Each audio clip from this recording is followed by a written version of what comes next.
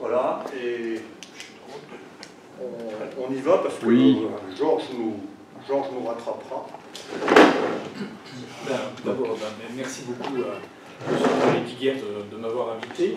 Donc, pourquoi est-ce que je vais vous parler de comment être drôle? On m'a demandé de venir vous parler de deux ouvrages que j'ai écrits, et donc qui se trouvent être plutôt drôles, donc et qu'on a les cas essayer de soulever le capot et voir comment est-ce qu'on est drôle. Donc c'est un sujet un peu périlleux. Je suis censé vous faire une conférence un peu sérieuse sur la manière d'être drôle.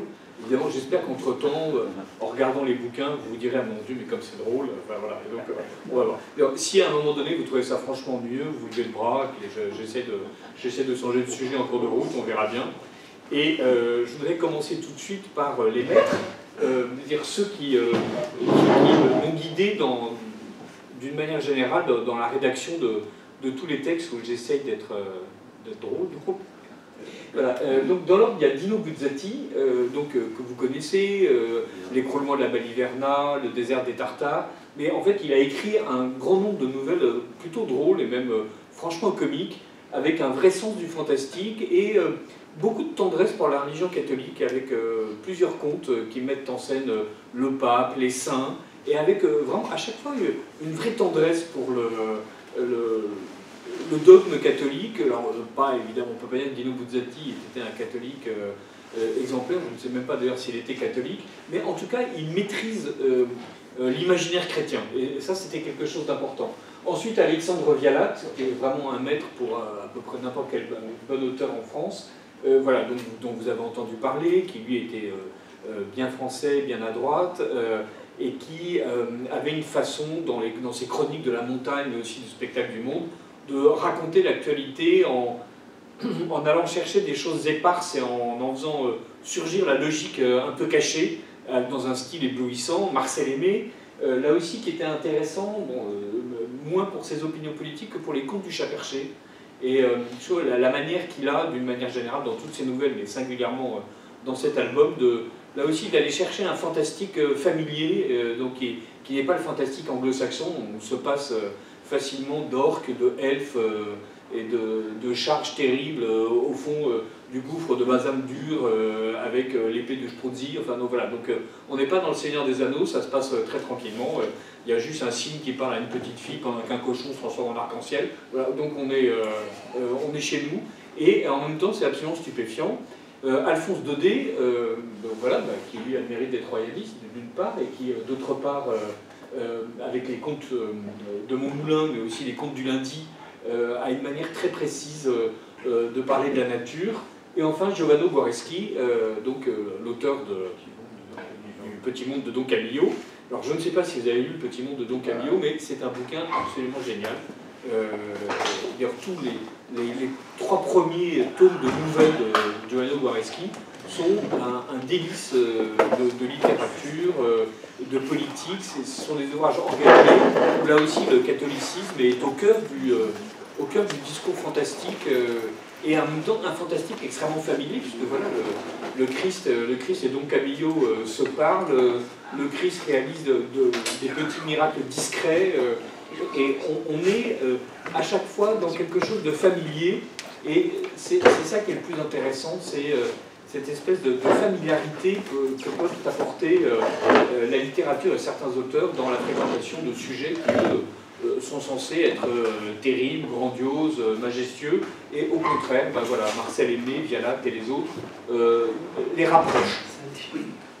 C'est ce rapprochement qui me guide à chaque fois, parce qu'il y a tout un tas de gens qui écrivent des ouvrages très intelligents sur des choses très sérieuses, Dieu, l'honneur, la France, Louis XIV, le déshonneur, l'imposture, la décadence, la tragédie, enfin tout ce qu'on veut.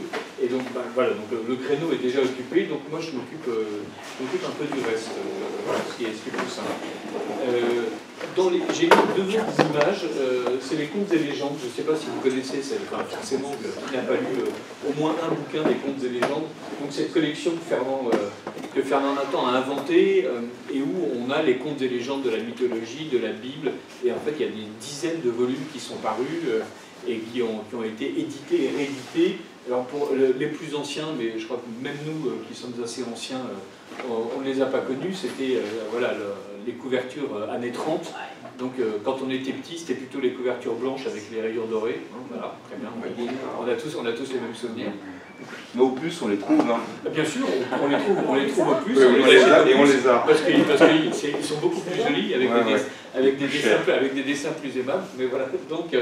Et à côté, là aussi, j'espère que vous l'avez lu, c'est Frou le lièvre, illustré par Rojankowski. Donc c'est toute cette série de peintres et d'illustrateurs russes qui ont débarqué en France à la faveur de la révolution bolchevique. Et notamment Nathalie Parrain, femme de Boris Parrain, était l'une de ces auteurs russes, et c'est elle qui a illustré les premières éditions des Contes du Chat-Perché. Et Marcel Aimé était tellement enthousiaste qu'il expliquait qu'il écrivait de nouveaux contes uniquement pour le plaisir de découvrir les illustrations que Nathalie Parrain allait en tirer. Ça, c'est une illustration bien précise. Donc, Frou le lièvre raconte l'histoire d'un lièvre. Pardon, je me suis levé, j'espère que la caméra arrivera à me choper. C'est bon. Mais sinon, c'est pas un drame. C'est la poursuite, c'est la poursuite.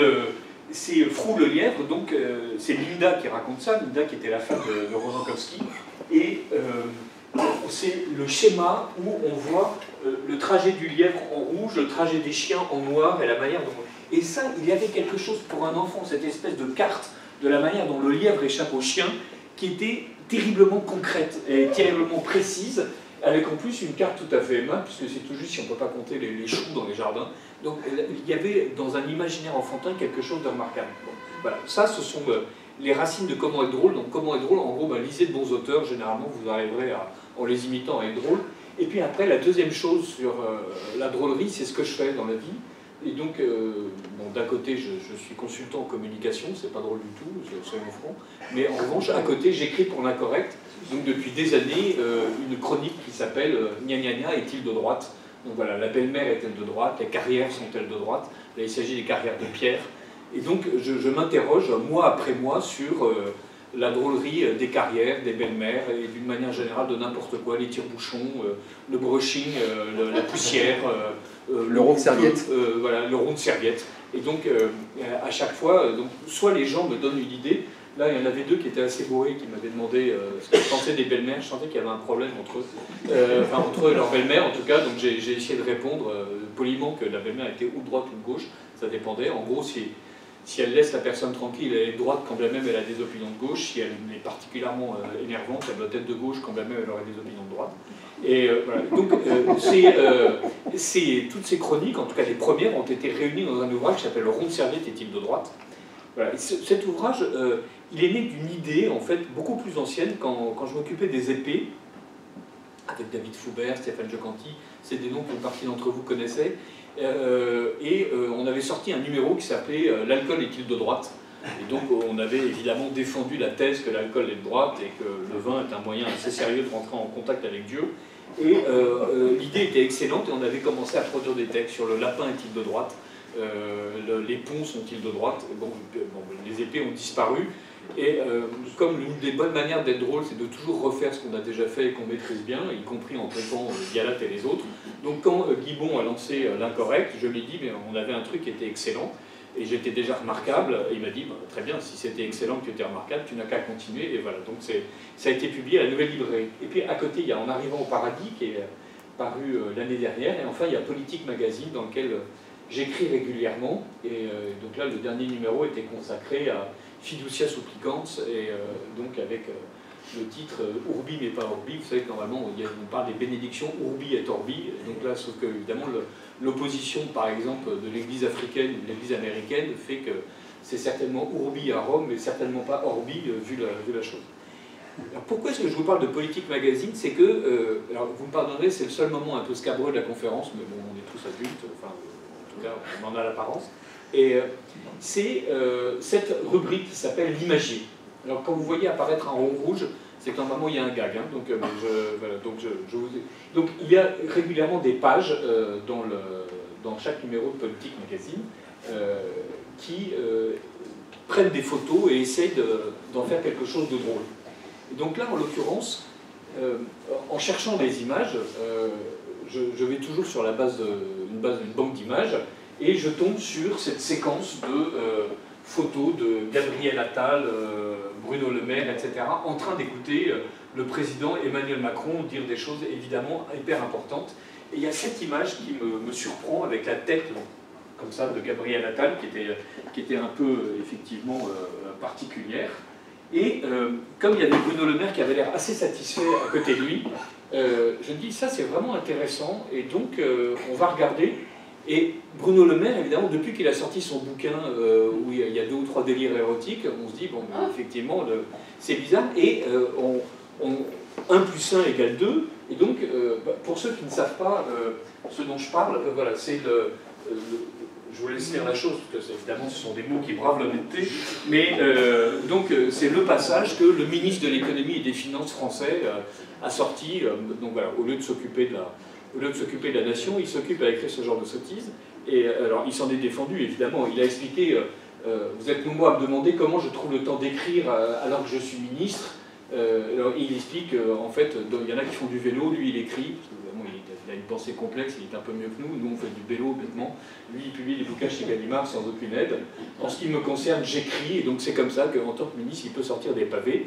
Et donc, ce qui m'avait intéressé, voilà, c'est d'un côté Bruno Le Maire, en train de parler d'un endroit précis du corps humain, de l'autre côté Gabriel Attal, dont les mœurs sont grecques. Je me dis, tiens, il y a quelque chose à faire, et donc puisqu'il y a quelque chose à faire, je le fais. Et donc je vous livre, en fait, maintenant la conférence peut s'arrêter tout de suite. Voilà, quand on essaie d'être drôle, c'est que généralement on a une approche matricielle et on fait en sorte que 2 matrices se fondent en une seule. Voilà, il y a un excellent bouquin d'Arthur Koestler qui s'appelle Le Cri d'Archimède, publié aux éditions des Belles Lettres, où il parle de tout ce qui est invention et création. Alors lui, évidemment, il parle d'Archimède, de Poincaré, de Léonard de Vinci. Bon, moi, je vous parle de mes crétineries à moi, mais fondamentalement, c'est le même système. Vous prenez 2 matrices, 2 systèmes différents, et vous faites en sorte de les rapprocher, et évidemment, ce rapprochement plus ou moins forcé, plus ou moins naturel, fait surgir une zone qui est la zone de la drôlerie. Voilà, là, en l'occurrence, il y a un ministre qui a des mœurs qui sont en théorie privées, il y a un autre ministre qui écrit des livres, et de l'autre côté, il y a 2 ministres en train d'assister, dans le cadre de leur fonction, à une conférence du président de la République. Et, voilà. Et donc ça donne ça. Bruno Le Maire citait souvent ses propres romans à Gabriel pour l'inspirer avant ses prises de parole. Donc on imagine que Bruno Le Maire est en train de lui parler de l'extrait que vous avez lu, et que, évidemment, Gabriel Attal est un peu surpris de la manière dont Bruno Le Maire, qui a l'air assez satisfait lui-même. Voilà. Donc évidemment, la légende n'a rigoureusement rien à voir avec la photo, sauf que, en fait, pour ceux qui connaissent au préalable la citation et qui se sont souvenus de la chose, voilà. Alors évidemment, dans la rédaction, il y avait des gens qui n'avaient pas du tout lu, grâce à Dieu, enfin, le roman de Bruno Le Maire et qui ont trouvé que cette image n'avait rigoureusement rien de drôle. Voilà. Ne possédant pas la moitié de la matrice, évidemment, ils étaient incapables de trouver que la réunion était amusante. Mais en tout cas, retenez cette idée matricielle. Voilà. Et alors, il y a d'autres manières de fonctionner, comme par exemple, au forum de Davos, Kyriakos Mitsotakis, Premier ministre grec, écoute avec intérêt la chef Putani Yavanabwara parler du Brésil. Et donc ça, c'est exact en revanche. C'est-à-dire, c'est véritablement le Premier ministre à Davos, et lui, on le sent un peu interloqué, et à côté, c'est donc ces 2 images qui sont tirées du dernier forum de Davos, sauf que, évidemment, il n'était pas en train d'écouter Madame Yavanava nous parler du Brésil. Mais je trouvais évidemment que le contraste était piquant entre la chef et le Premier ministre, et on sentait il y a la possibilité de réunir là aussi 2 matrices. Cette réunion des 2 matrices, on l'a beaucoup travaillé avec Basile de Kock. Je ne sais pas si vous voyez qui est Basile de Kock, le groupe Jalon, le mari de Frigide Barjot. Voilà, à l'époque, j'étais le vicomte depuis peu, je dirigeais l'aile royaliste, restauration rapide, voilà. Un jour, Basile m'appelle et me dit il faut qu'on écrive un bouquin sur les blagues du Christ. Tu sais, bon, là où on en est, toi et moi, on va essayer de préserver le purgatoire et pas d'aller tout de suite en enfer. Est-ce que véritablement ça vaut le coup Il me dit si, je vais t'expliquer pourquoi. Et il me dit en fait, j'ai des amis qui considèrent que la religion catholique est triste, et ils me disent tout le temps, voilà, ta religion, c'est l'histoire d'un Dieu qui meurt sur une croix, et en fait, ce type était fou, c'était un charpentier, ça se termine de la façon la plus lamentable, on n'a jamais vu quelque chose d'aussi tragique et misérable dans l'histoire de l'humanité. alors évidemment, comme Basile est un catholique fervent, il dit il faut absolument qu'on écrive un livre qui prouve à ceux qui ne sont pas catholiques qu'en fait la religion catholique est une religion joyeuse. Et quoi de mieux que de parler de cette excellente blague du Christ qui meurt sur la croix, parce qu'en fait, lui sait qu'il va ressusciter, c'est une vraie private joke. Alors, je l'écoutais parler, j'étais un peu en sueur. Bon, il réussit à me convaincre, et on s'est embarqué dans l'histoire, et avec toujours l'idée de trouver des blagues dans l'Évangile et montrer que ce qui est comique a évidemment un sens spirituel. Alors, on commence tout de suite par le scandale absolu de la crucifixion, avec cette citation « Mon Dieu, pourquoi m'as-tu abandonné ?» Donc, Eloi, Eloi, lama sabachthani, ce qui se traduit « Mon Dieu, pourquoi m'as-tu abandonné ?» Marc 15,34. Et juste à côté, le bon larron, qui, évidemment, à qui on venait de promettre le royaume, et qui a l'impression qu'il y a une baisse de régime du côté du Christ, et qui dit « Mais ça tient toujours ce que tu m'as promis tout à l'heure. »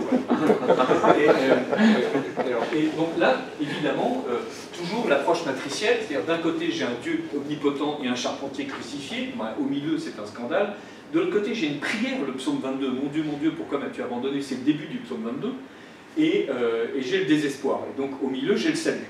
Donc il y a une mise en tension, c'est ça qui est intéressant dans l'approche matricielle, c'est qu'on voit bien qu'on prend deux univers différents, on les rapproche, et là en l'occurrence, ce qui est amusant, c'est que Michel Onfray, dans son dernier bouquin débile sur l'inexistence du Christ, explique que le Christ n'existe pas, puisque ce personnage qui meurt en croix cite une prière qui le précède de 10 siècles. Michel Onfray, qui est croyant comme je suis sardine à l'huile, n'a pas l'idée effectivement qu'un croyant au moment où il est dans la mouise est en train de réciter une prière. En fait, le Christ, qui est croyant on ne peut plus, quand il est crucifié, décide de réciter une prière juive, en l'occurrence il récite un psaume. C'est parfaitement légitime et n'importe qui ferait à peu près la même chose, ou écrirait « Vive le prolétariat » s'il était communiste, sans qu'on explique que Marx n'existe pas, puisque quelqu'un crie « Vive le prolétariat », ou au contraire que la personne qui crie « Vive le prolétariat » n'est qu'une espèce de projection fantasmatique des marxistes. Là, en l'occurrence, ce psaume 22, je ne sais pas si logiquement un prêtre ou deux ont déjà dû vous faire l'article, c'est-à-dire quand le Christ dit « Mon Dieu, pourquoi m'as-tu abandonné ?» c'est le début du psaume 22 qui se termine en fait par un chant de gloire qui est en fait un psaume qui se termine par les remerciements de celui qui avait commencé cette prière à Dieu qui l'a sauvé. Donc, voilà, et sans compter que dans la culture juive de l'époque, quand on commence une prière, on commence la prière à voix haute et ensuite les autres la terminent, si j'ose dire, dans leur fort intérieur. Là, le Christ respecte les coutumes de l'époque qui échappent un peu à Michel Onfray. Mais donc cette approche matricielle était intéressante et donc nous avons réussi à en faire quelque chose de drôle, évidemment en croisant deux autres matrices. À un moment donné, je me suis dit j'allais moi mettre 18 pour montrer que ça marche bien, mais bon, ça c'était pas très clair. Donc il y a aussi le familier et l'étranger. Donc la manière dont on prend quelque chose d'extrêmement familier et quelque chose d'extrêmement étranger. Le familier, c'est la scène en question. L'étranger, c'est le fait d'y apporter à quelqu'un qui ne maîtrise pas le système du psaume 22, justement, cette notation. Et donc, dans l'explication, on pouvait rapprocher les choses. Bon, très bien, on tenait notre système et donc on a continué. Alors, par exemple, entré dans le temple, il se mit à chasser les vendeurs en leur disant « Ma maison sera une maison de prière, mais vous en avez fait un repère de brigands. » Et donc, à chaque fois, le dessin imagine quelque chose d'un peu plus comique que ce que nous racontent les évangiles. Donc là, en l'occurrence, le Christ ayant chassé les marchands du temple à coups de fouet, les disciples se disent entre eux qu'on pourrait peut-être lui demander de changer de style de communication et d'adopter une autre manière de faire les choses. Donc le Yahweh style change. Et on va lui demander de faire en sorte d'être un peu plus aimable. Alors, je m'empresse de vous dire, le bouquin a été publié par le CERF, maison d'édition catholique dirigée par les dominicains. J'ai fait lire le bouquin à l'abbé Tanoirne, à l'abbé Cellier, enfin, on est blindés. Voilà. On s'est appuyé sur la Bible de Jérusalem, on a relu 20 fois les évangiles, avec la synopse du Père Lagrange, fondateur des écoles bibliques, pour nous aider dans la chronologie des événements. C'est truffé de notes en bas de page qui expliquent... voilà. Donc, le truc est bien catho, mais voilà. Après ça, l'autre chose qui était intéressante, c'était de travailler avec Basile de Kock. Donc, je rédigeais la partie tapée à la machine, à l'ordinateur, Et Basile, qui est quelqu'un de moderne, donc me répondait à la plume doigt ou presque, et avec un système de couleurs, donc vert, rouge, etc. Et donc là, vous voyez, on en est à la version 11 du bouquin. Et donc à chaque fois, il fallait reprendre et éliminer ce qui n'était pas drôle, rajouter ce qui était drôle. Voilà. Et alors de temps en temps, je lui envoyais des textes en disant je sens que c'est drôle mais j'ai du mal à expliquer pourquoi. Donc alors, lui il m'expliquait pourquoi et inversement. Donc de temps en temps, donc parce qu'on avait décidé qu'il fallait faire 33 blagues, parce que bon 33, l'âge du Christ. Alors, je ne sais pas si vous avez essayé de lire les évangiles en cherchant ce qui est drôle, je vous conseille. D'abord vous allez les lire avec une attention mais vraiment très précise. Et vous allez avoir du mal à trouver 33 blagues. Mais on a fini par en trouver 33, on en a même trouvé 34 parce qu'on était terrorisés en fait. Donc une fois qu'on les a racontés, on s'est rendu compte qu'on en avait 34. Donc on l'a mis à la fin, c'est le bonus de post-résurrection. Et donc on continue à travailler. Et puis peu à peu, là on en a été à la version 19, ça devenait compliqué en fait. Hein. Voilà, on n'était plus d'accord sur rien. Et donc, je trouve ça assez joli, ça ressemble au manuscrit de Dostoïevski. Et voilà, donc, être drôle, en fait, c'est beaucoup de boulot. Voilà, il y a un côté, il y a de la sueur, en fait. À l'arrivée, ça se voit pas trop. Hein. Quand on lit le bouquin, c'est assez bref. Mais il fallait quand même arriver à coucher les livres. Donc, on finit par sortir un bouquin avec 200 000 signes. Et là, l'éditeur nous dit, c'est génial, coupez-en la moitié. Donc on a manqué de tuer, et donc on a entièrement remanié le livre, mais là, on n'avait qu'un mois pour le faire, puisqu'on a mis 2 ans à écrire ce truc est assez mince à l'arrivée, mais on a mis 2 ans à le faire. Donc c'est pour ça que j'ai écrit tout seul le suivant, en fait. Voilà, pour moi, c'était beaucoup plus simple. Le suivant, comment est-ce que je l'ai écrit? Je l'ai écrit parce que, comme tout le monde, je me suis retrouvé confiné, en fait. Et donc... juste avant le confinement, on décide, ma femme, ma fille et moi, de partir pour notre maison de campagne dans la Sarthe. Et donc, on s'enfuit et je me retrouve confiné. Et évidemment, je m'ennuie, parce que j'étais mis au chômage partiel quasiment tout de suite. Donc, je me dis, je vais faire comme tout le monde, je vais faire comme Leïla, je vais raconter mes histoires de confinement. Vous savez, Leïla, elle avait commencé à Slimani, il avait expliqué que c'était terrible, elle était confinée, elle avait emmené une bonne, ses enfants, elle était dans une villa somptueuse, et elle expliquait que c'était vraiment un choc pour elle. Et donc je me dis très bien, je vais raconter la même chose avec 2 bobos crétins qui ne connaissent absolument rien à la campagne, et je vais raconter les aventures de Réginald des Quitteries, donc Réginald qui est qui vend des formations pour les Chief Happiness Officers. Ce sont ces gens dans les grandes entreprises qui sont censés veiller au moral des troupes. Et Quitterie, elle, est en reconversion professionnelle, c'est une ancienne de l'UNFID. Elle ne croit ni à Dieu ni à diable, elle est à gauche. Réginald se contente d'être bourgeois. Ils ont 2 enfants, Mathéo et Cerise. Donc j'ai choisi soigneusement les prénoms. Et personne ne connaît rien à la vie de la campagne. Alors ce qui était amusant, c'est que je commence à écrire ça, beaucoup de gens me trouvent très drôle, certains m'expliquent, je ne savais pas que tu avais 2 enfants, j'étais un peu vexé, c'était mes potes, je me mettais 2 crétins à la campagne, je croyais que c'était très drôle, ils avaient vraiment l'impression que c'était moi, donc c'était un peu gênant.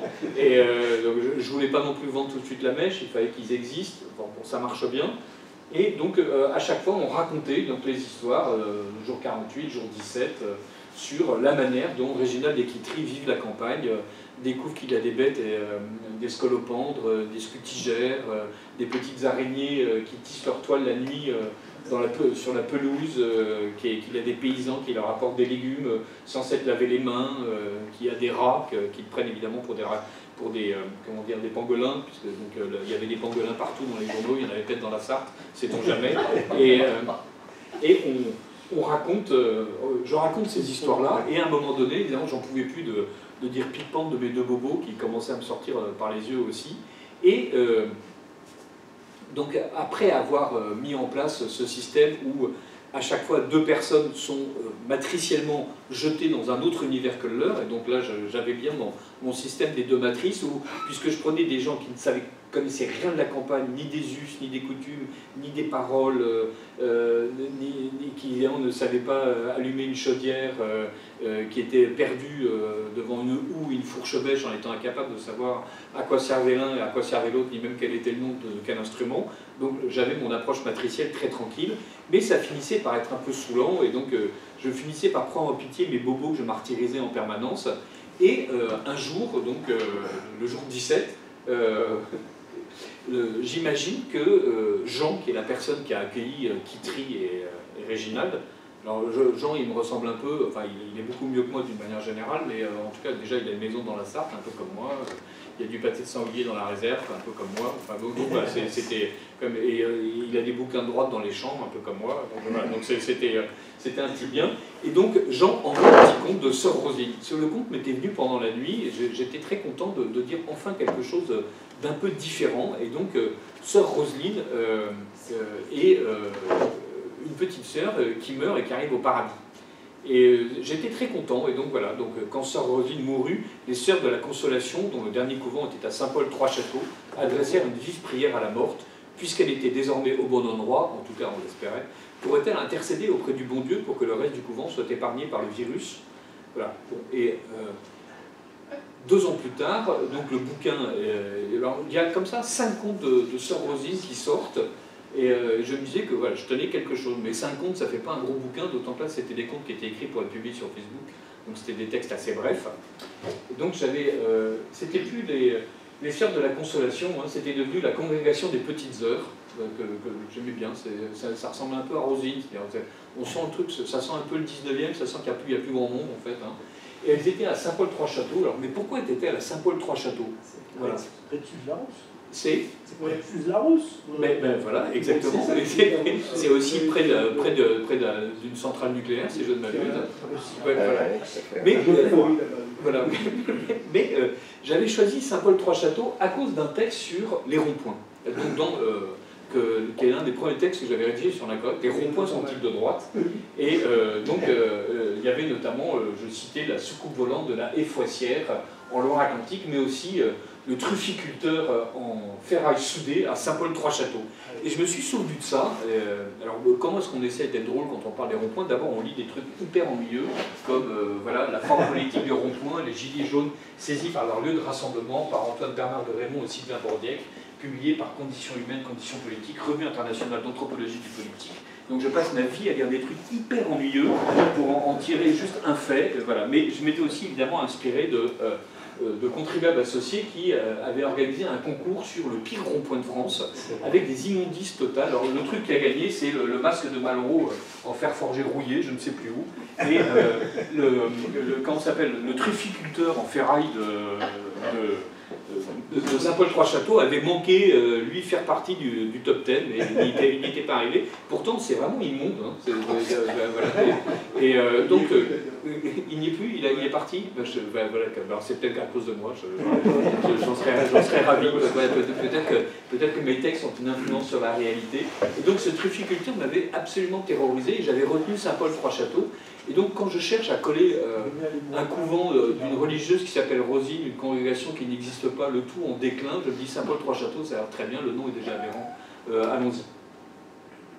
La voilà partie pour Saint-Paul-Trois-Châteaux, et donc elle arrive au paradis, on lui fait visiter le paradis, et toujours cette idée de matriciel.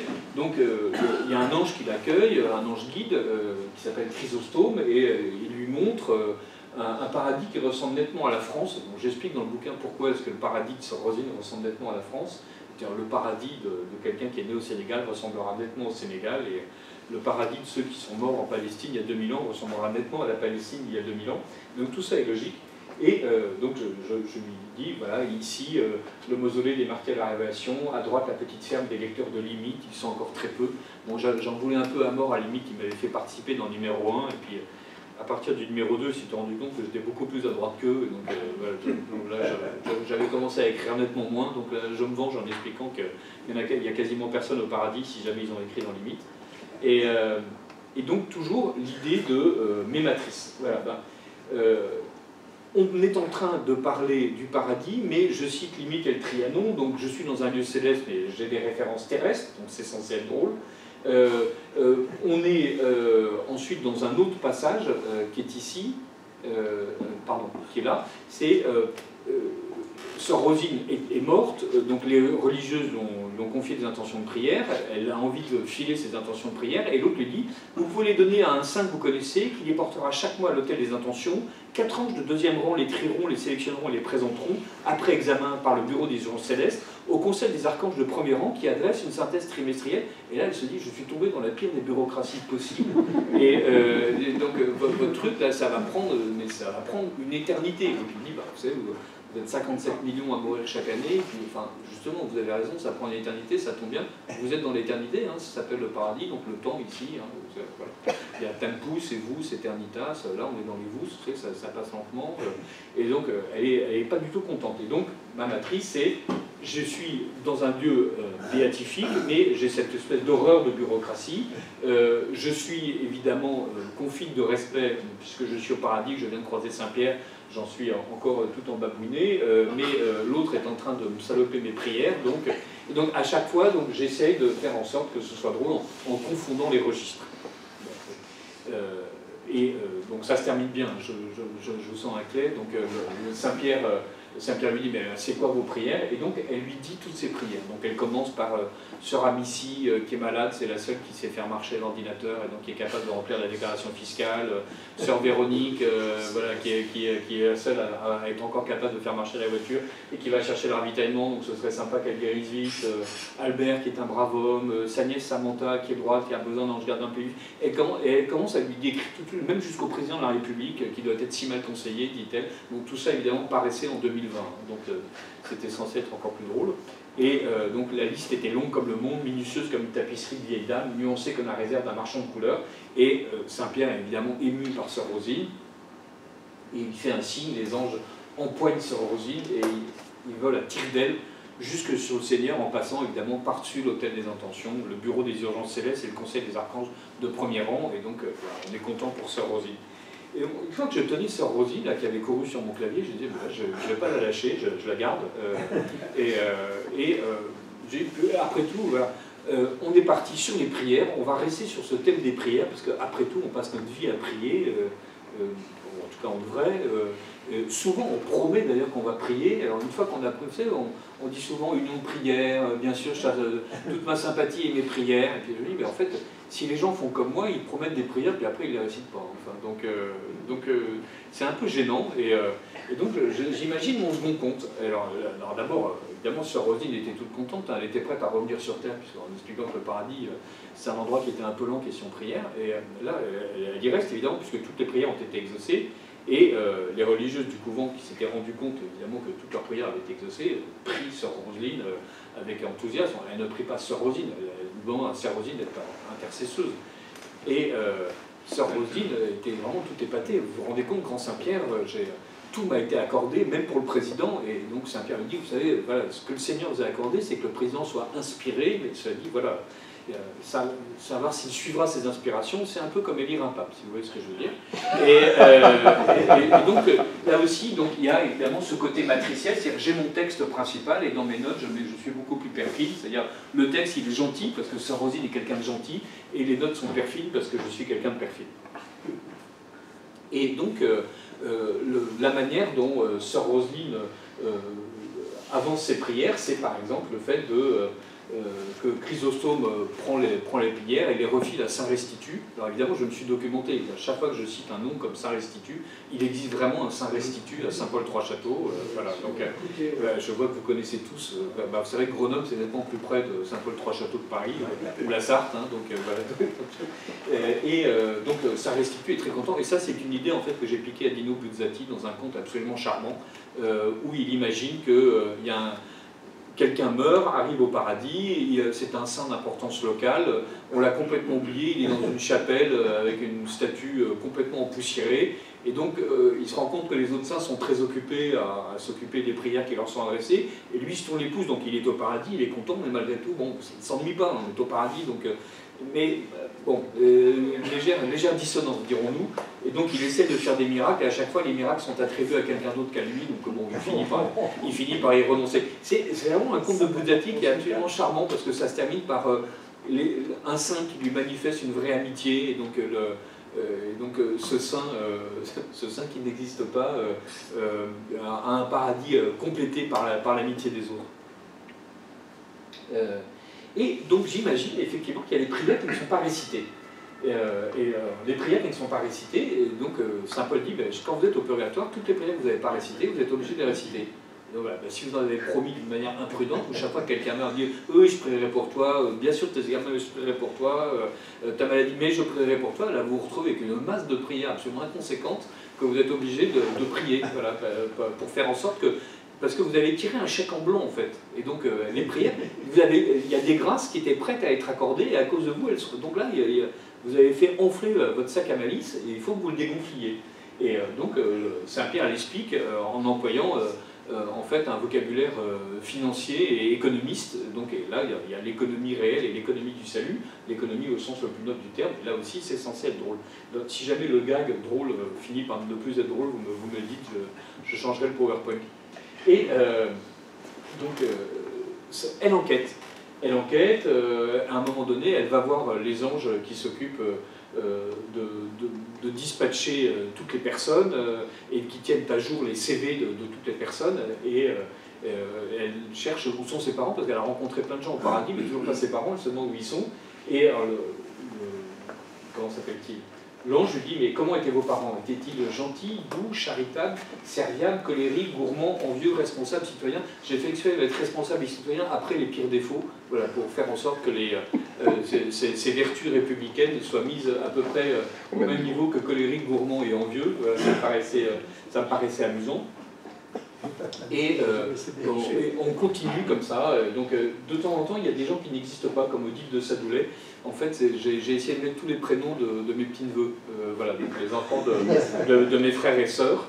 Et c'était effrayant d'ailleurs, parce que j'ai mis 2 ans à écrire, et donc les gamins se mariaient, ils passaient leur vie à avoir des mots. J'étais obligé de reprendre le manuscrit en permanence pour caser le dernier. Donc là, c'était une espèce de course.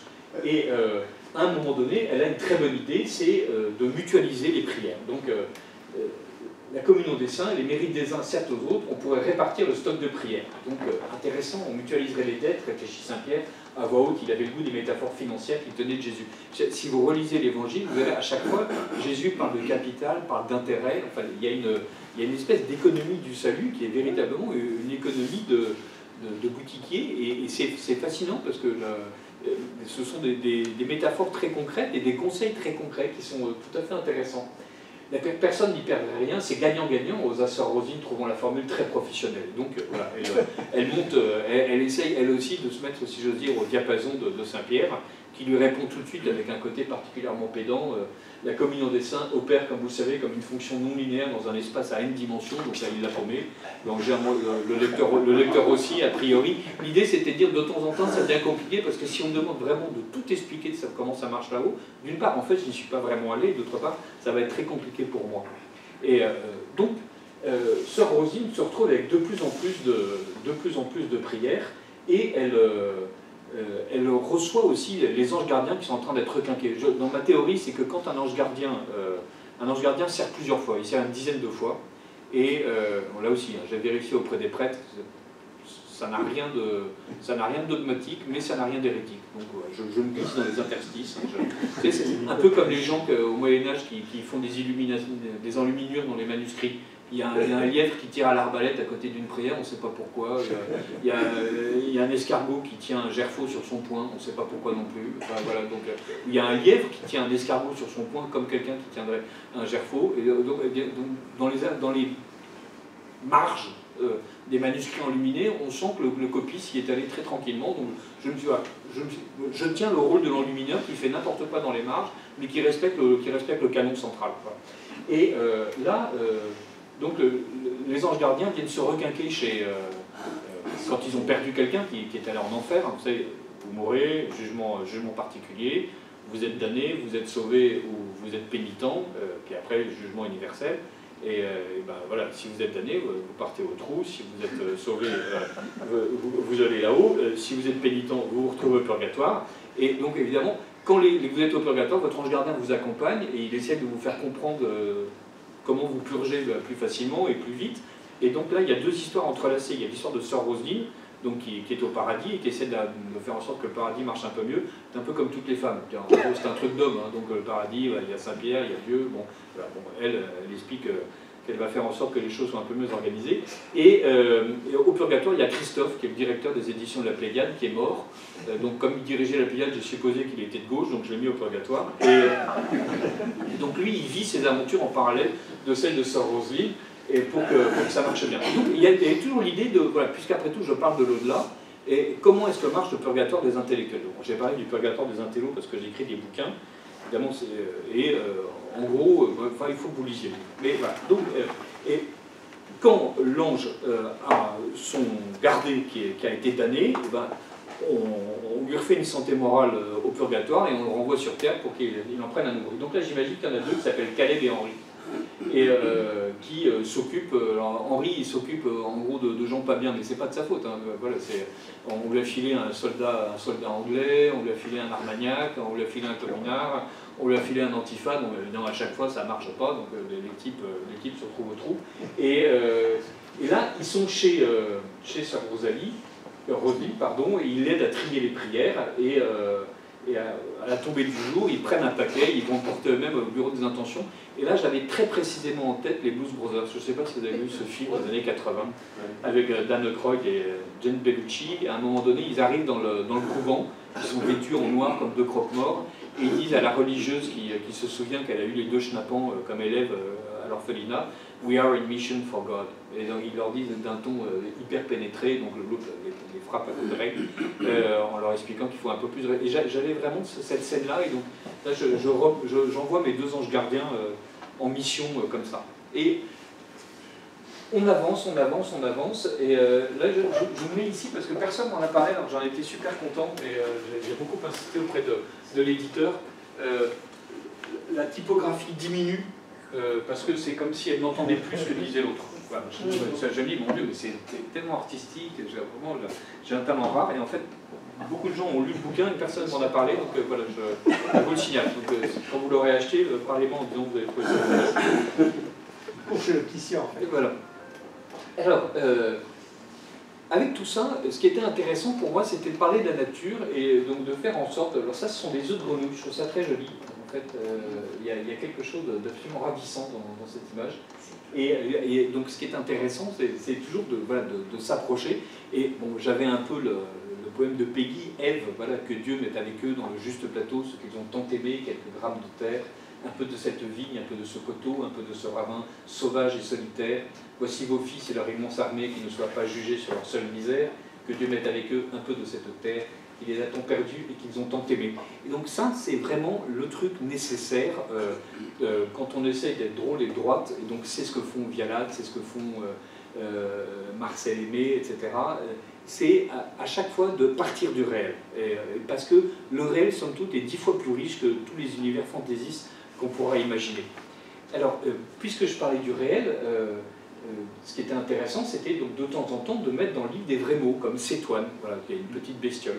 Et Cétoine, ça me renvoie en fait à un texte que j'avais écrit sur l'insecte et type de droite, puisqu'il s'agit à chaque fois de parler de trucs dont personne ne se demande si c'est de droite ou pas. Une fois plus, des gens se demandent si le souverainisme, la patrie, l'honneur, Dieu, la France, voilà, le monarchisme sont de droite. Il y a tellement de bouquins, mais sur le fait que l'insecte ou le tire-bouchon soit de droite, là j'étais à peu près tranquille, il n'y a que moi qui en parle.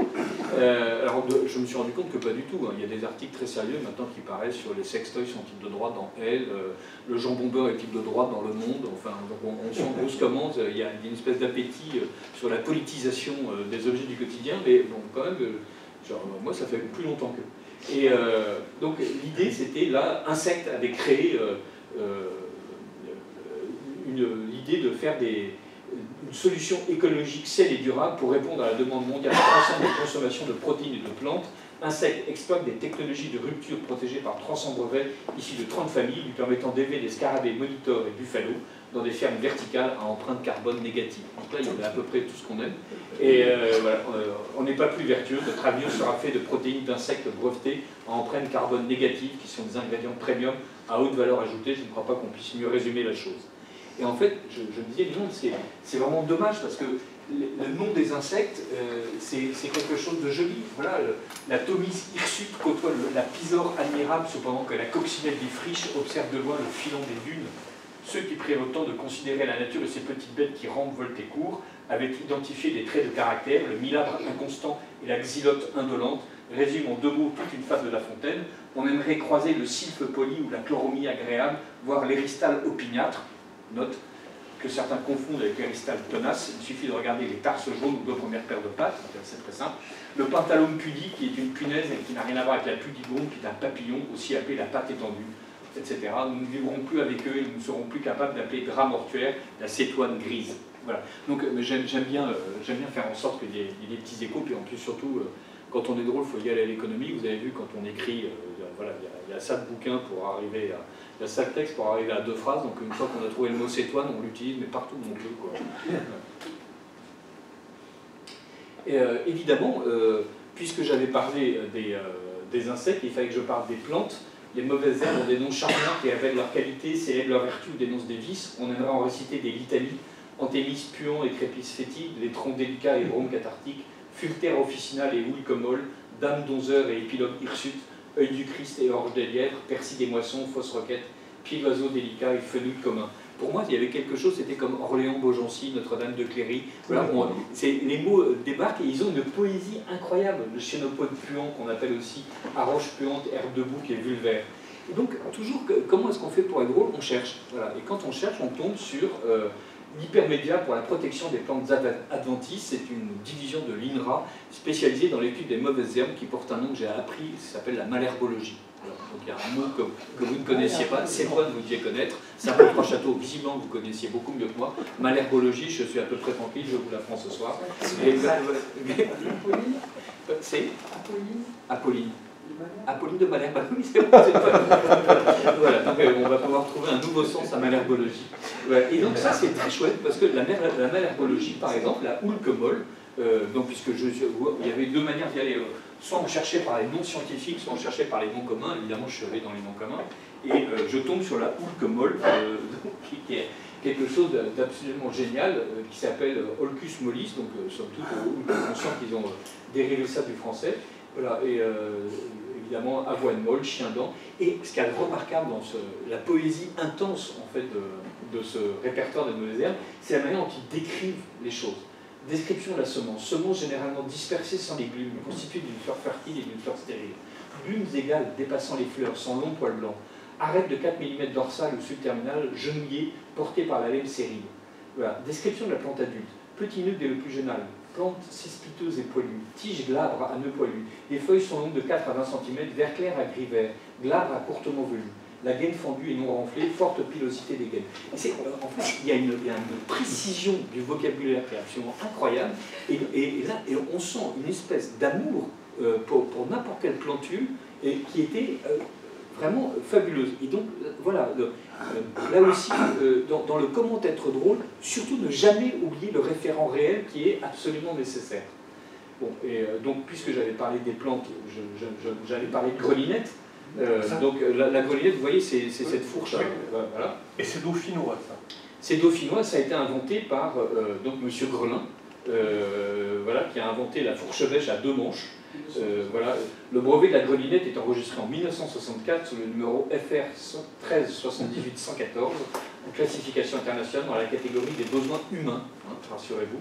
Voilà. Et donc il y a d'autres mots comme tarabate ou fouilleux. Donc voilà, j'étais très content et donc j'imagine que voilà, soit on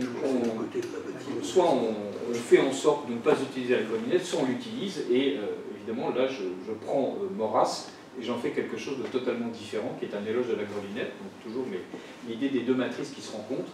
On décompacte le sol sans se casser le dos, sans fatigue, sans le retourner, la microfaune est préservée, l'humus se développe, vos laitues poussent. Vous remarquerez aussi que, évidemment, l'usage de la ponctuation, là, c'est une phrase hyper longue, avec énormément de virgules, il faut la prononcer d'un seul jet, l'humus se développe, vos laitues poussent, vous n'achetez ni engrais ni herbicides, Monsanto et Bayer font faillite, la biodiversité est non seulement préservée mais restaurée, la rentabilité des petites exploitations fait pâlir d'envie les urbains qui vivent chichement de tomates cerises cultivées sur du marc de café, l'exode rural est stoppé, les campagnes se repeuplent, les communes redeviennent puissantes, les pouvoirs sont rééquilibrés, revit enfin ce qui mérite de revivre, en bas les républiques, en haut la royauté, Montjoie et grelinette.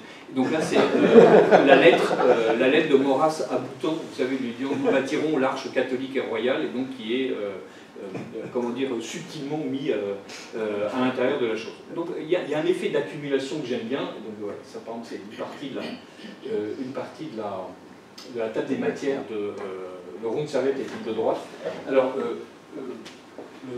le soutif et type de droite, c'est Jacques de Guibon qui m'a appelé un soir en demandant si le soutif était de droite. J'y serais pas allé spontanément moi-même, mais là, c'était mon rédacteur en chef, donc j'ai dit bon, ok, très bien, d'accord, c'est toi le boss, je vais traiter, mais par contre, voilà, la souris est-elle de droite, la flaque est-elle de droite, le troupeau de chèvres sauvages est-il de droite. Ça, c'était une histoire absolument géniale. Donc, dans un village de l'Ardèche, si je ne m'abuse, on projetait d'abattre un troupeau de chèvres sauvages. Il y avait une centaine de bêtes, à Montredon, si je ne m'abuse. Et de temps en temps, les chefs débarquaient dans le village, ils pissaient dans les piscines, elles bouffaient les rosiers. Donc, évidemment, les habitants de Montredon étaient très énervés. Et donc le maire de Montredon avait demandé au lieutenant de Louveterie d'assassiner tout le troupeau. Parce que et il expliquait, alors évidemment ça paraissait un peu fort de café quand même, je trouvais que les gens de Montredon étaient un peu sévères. En fait, elle s'était échappée avec un bouc visiblement, hein, puisque donc elles étaient passées de 10 chèvres à 100, donc il y avait dû y avoir quelque chose, hein, c'était pas de la parthénogenèse féministe, le bouc devait être là quelque part, et elle s'était reproduite et elle vivait, et le maire dit, elles vivent en liberté totale. Et là je sentais le maire républicain qui, à l'idée que pendant que les gens étaient confinés, il y a un troupeau de chèvres qui est en liberté totale, ça allait filer de sales idées à ses administrés, et donc il était nécessaire qu'on exécute l'intégralité du troupeau, parce que voilà, à l'idée que quelqu'un vive en liberté totale, sans stempel, sans passe, sans attestation caprine de libre circulation, il y avait quelque chose qui n'était pas normal. Bon, évidemment, les gens ont fini par s'émouvoir, et donc les chèvres ont été non pas exécutés, mais envoyés dans une exploitation qui les acceptait. Et le maire disait, on va les tuer parce que si ça se trouve, elles sont malades. Alors ça faisait des années que ces chèvres sonnaient, personne n'en avait chopé une pour vérifier qu'elles étaient malades. Mais on expliquait qu'elles, potentiellement, elles étaient porteuses de maladies et donc qu'on allait les faire crever. Donc j'avais l'impression de vivre avec ces chèvres sauvages, ce que les Français étaient en train de vivre d'une manière générale. Donc c'était intéressant. Donc on continue. Voilà, donc, les pièges à glu sont-ils de droite? Voilà, donc l'idée à chaque fois, c'est que vous prenez quelque chose de complètement commun et vous vous demandez, les pièges à glu, en fait, c'est la marque Lucifer, donc déjà on trouve ça un peu surprenant. Donc vous avez de la glu parfumée à la vanille de synthèse, donc les bêtes arrivent, elles sont prises, et donc elles meurent en plusieurs heures ou en plusieurs jours, soit elles meurent en fait de terreur de ne pas pouvoir s'échapper, soit elles meurent en plusieurs jours de soif et de faim, donc c'est vraiment immonde quoi. Voilà. Donc les pièges gluants ont tout du camp de rééducation dont les longues souffrances sans espoir qu'ils infligent, mais d'abord dans le discours vertueux et satisfait garantissant aux tortionnaires une absolution préalable à l'exercice de leur cruauté. Parce qu'évidemment on m'expliquait que ces pièges à glu étaient comment dire, prêts à l'emploi, qu'il n'y avait pas de problème ils étaient sans poison, ils étaient non toxiques. Donc voilà, j'avais l'impression qu'on était en train de me parler d'une proposition de loi sur l'euthanasie. Et voilà. La tapette à ressort, franche, nette, réclamant un effort économique, employable et de droite, le piège à glu, poisseux, attractif, sadique, dispendieux, hypocrite et parfumé et de gauche. Voilà, donc voilà pourquoi votre fille est muette. Et donc comme ça, voilà, Raziné est-il de droite, et on est à chaque fois dans cette idée de faire en sorte d'avancer dans l'exploration du réel. J'ai prévu de parler 1 heure, on est d'accord hein? Oui, c'est très bien. On va revenir, après ce petit détour par l'incorrect et le rond de serviette qui était de droite, on va revenir à Sœur Roselyne.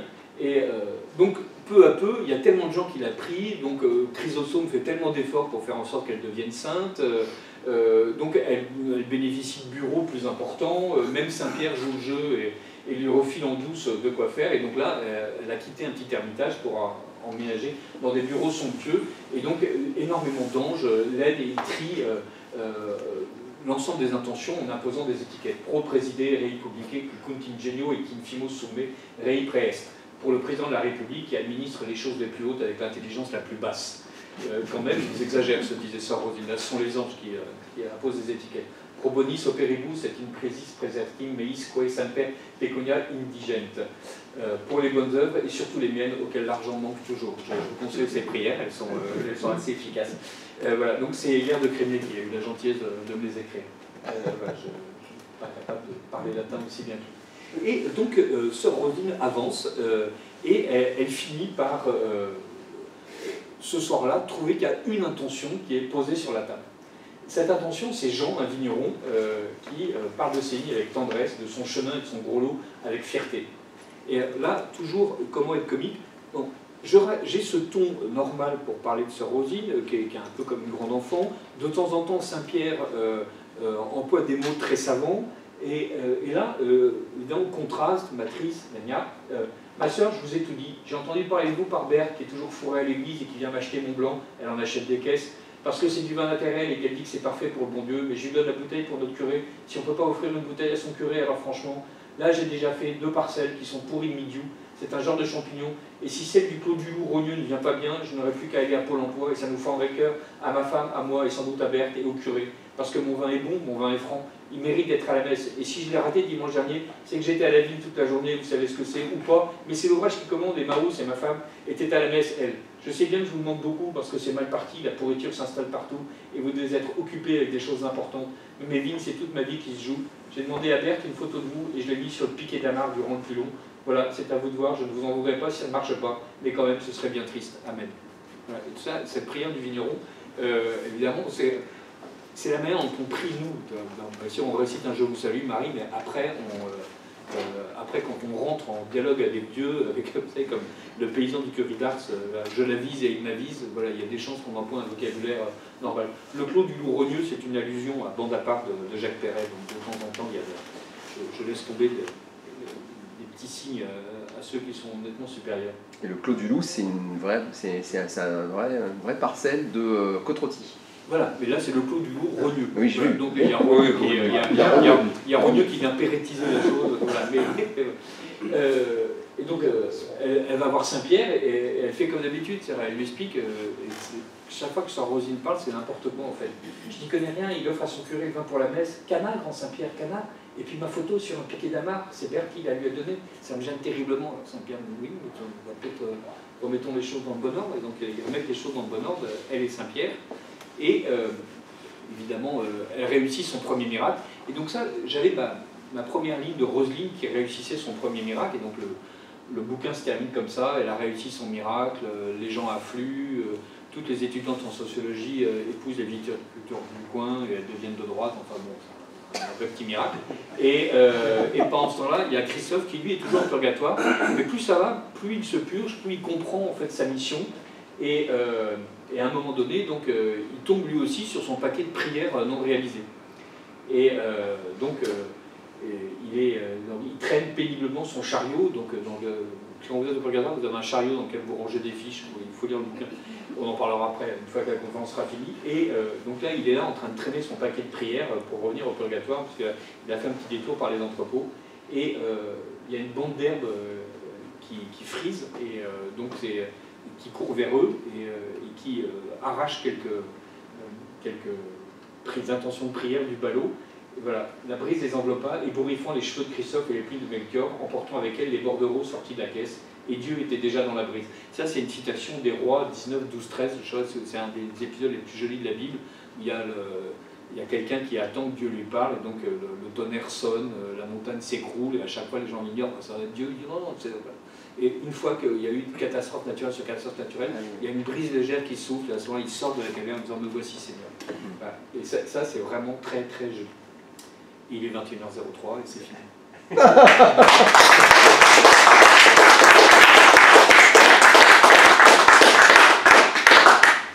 Voilà. Si vous avez des questions, merci. Voilà. Si vous avez des questions, n'hésitez pas. Alors évidemment, j'ai oublié tous les bouquins à Paris, donc mon effort de carême, c'est la pauvreté qui est la mienne. Donc je suis non mais en revanche, je vous promets. On peut les trouver. Vous promet quoi? Alors, le bouquin du cerf, vous pouvez l'acheter n'importe où. Et le bouquin Le Rond-Tirette est-il de droite, il faut le commander à la Nouvelle Librairie. Si vous le commandez en expliquant que vous avez assisté à une conférence ici, je promets de vous dédicacer les bouquins. Je passerai à la Nouvelle Librairie les dédicacer avant qui vous soit expédié. Ouais, et pour le cerf, là en revanche, je peux rien faire, mais je reviendrai, hein, oui. Voilà. Ok. Donc si vous avez des questions. Vous avez compris que la grelinette était de droite. Oui. Et donc vous allez avoir des ennuis. Parce que maintenant, dans les milieux de permaculture, ils sont tous de gauche. Ah oui, oui, mais ça c'est l'un des trucs nécessaires. Voilà, il faut de temps en temps arracher à la gauche une partie de ces emblèmes. Voilà, on prouve que la grelinette est droite. Mais par exemple, dans le bouquin, à un moment donné, je m'interroge sur les moules mous en silicone. Je ne sais pas si vous avez des moules mous. Enfin, voilà. Alors, normalement, on est droite. Et ben voilà, on est droite, on est chiant, donc normalement on dit les moules mous c'est simple, c'est facile, c'est pas normal, ça va être de gauche. Et donc je prouve que le moule mou est de droite en fait. Voilà. Et qu'il faut qu'on arrête avec à s'exciter, à chemiser et à beurrer les moules en métal rigide. Mais à chaque fois, l'idée c'était de faire en sorte de mettre en avant des qualités de droite et de prendre des gens réputés de gauche. Même vous savez, le tote bag, c'est ça qui sont comme des besaces, là, on en voit partout. Il y en a à la boutique de l'Élysée qui sont évidemment avec des messages fortement incitatifs, comme dit la publicité. Et il fallait à chaque fois que les attributs de gauche deviennent des choses de droite et que les choses les plus laides et les plus moches, elles restent fermement à gauche. La grelinette, ça a l'air d'être une bonne idée, donc je l'annexe, je la mets à droite. Les tuyas, c'est vraiment horriblement laid, donc je fais en sorte de considérer que c'est de gauche. Voilà. Les sacrifices humains, c'était assez simple. Pour moi, évidemment, c'est de gauche. En revanche, voilà, il y a plusieurs choses comme ça que j'essaie d'inscrire à droite. La poussière, par exemple. Oui. La poussière à droite. On n'est pas obligé de la garder partout, hein, mais il faut avoir un petit tas de poussière dans un coin, généralement au grenier, sur une... Est-ce que ça a été copié avec tel objet est-il de gauche ou un truc de ce genre? Non, en fait, voilà, je citais tout à l'heure l'article de L sur les sextoys sont-ils de droite, et il y a eu des débats sur le cassoulet est-il de droite, le couscous est-il de droite. Il y a un site où vous tapez le mot et vous dites c'est de droite, gauche, et vous donne une idée. Ouais. Mais genre la banane... La banane, Manuel Valls, etc. Alors, ce site, en fait, est fonction aussi du nombre de gens qui répondent. C'est-à-dire, vous dites, par exemple, Manuel Valls est-il de droite? Alors, vous pouvez attendre la réponse et juger que en fait, la réponse est fausse. Et donc, il y a énormément de gens qui considéraient que Manuel Valls allait basculer à droite, et donc la machine en fait aspire ce que dit Internet, et donc commencer par expliquer que Manuel Valls était de gauche, et puis évidemment il y avait tellement de gens qui expliquaient que pas du tout, la machine s'est trompée, que les choses devenaient de droite. Donc là, ce site existe, mais il n'y a pas de raisonnement, c'est juste l'état de l'opinion et l'état du militantisme. Oui, mais c'est amusant quand même. Alors que moi, c'est logique, c'est prouvé, c'est certain. Voilà, il y a des sources, exactement, c'est documenté. Il n'y a pas de... Et pour ce qui est des fonctions non linéaires à n dimensions, dans un espace n dimensions, on est de droite ou de gauche? Non, alors, ça c'est parce que j'ai été absolument fasciné par un bouquin que j'ai lu il y a très longtemps sur les fractales. Et donc tout le travail de Mandelbrot. Mais avant, donc, il y avait Henri Poincaré, donc, qui est un grand mathématicien français. Donc j'explique dans le bouquin qu'il est sorti du purgatoire pour arriver au paradis. Donc de temps en temps, je prends des gens un peu bizarres, on se demande pourquoi je les mets au paradis. Voilà, c'est pour... Pascal et Bossuet sont encore au purgatoire, et Poincaré et Fabre, l'entomologiste, sont déjà au paradis. Et j'avais adoré cette histoire de fonctions non linéaires. Quand on est en classe, on étudie les fonctions classiques, A2 plus B2, etc. Les fonctions linéaires, c'est des fonctions dont la solution fait, sur le plan, des points apparaissent d'une manière qui paraît aléatoire. Et qui, en fait, plus on réitère la fonction, plus la distribution des points a en fait un sens. Et ça, c'est intéressant parce que cette distribution qui paraît aléatoire et qui ne l'est pas, ça correspond par exemple à la distribution des galaxies telles qu'on les connaît. Où en fait, donc, la structure de l'univers et la structure de la répartition des galaxies, qui sont comme des filaments de galaxies dans du vide, c'est en fait une fonction fractale. Et donc, ce qui était intéressant dans le fait de parler de la communion des saints, qui est quand même quelque chose d'un peu mystérieux, où en gros, on vous dit, si une petite fille prie en 1915 pour l'arrêt de la guerre, On ne sait pas si le bon Dieu va utiliser cette prière pour ça, ou s'il ne va pas l'utiliser en 2058 pour guérir quelqu'un, ou s'il n'a pas déjà utilisé cette prière pour lui qui est en dehors du temps, pour s'occuper de je ne sais quelle catastrophe naturelle aux Maldives en 1402. Donc voilà, il y avait cette idée de la manière dont la grâce du Seigneur est en train de s'établir, évidemment en s'affranchissant complètement du temps, puisque Dieu est en simultané, présent en n'importe quel temps, en n'importe quel moment du temps, de notre temps, donc il n'est pas soumis, si j'ose dire, à la linéarité de nos prières. Voilà. Donc, d'où cette... Mais évidemment, si jamais un vrai mathématicien comme toi me demandait d'expliquer exactement ce que j'entendais par la manière dont fonctionne une fonction non linéaire dans un espace à n dimensions, je serais un peu ennuyé. Mais je vous conseille le bouquin, c'est sur les fractales dans la collection Champ-Flammarion. C'est très très lisible en fait. Bon, il y a 2 ou 3 équations que vous faites comme moi, vous ne les lisez pas, quoi, mais sinon sur l'histoire des mathématiques fractales, c'est absolument passionnant. Sur les mathématiques en général. Merci. Et ben on va boire un coup alors. Eh ben, merci beaucoup. Oui, merci.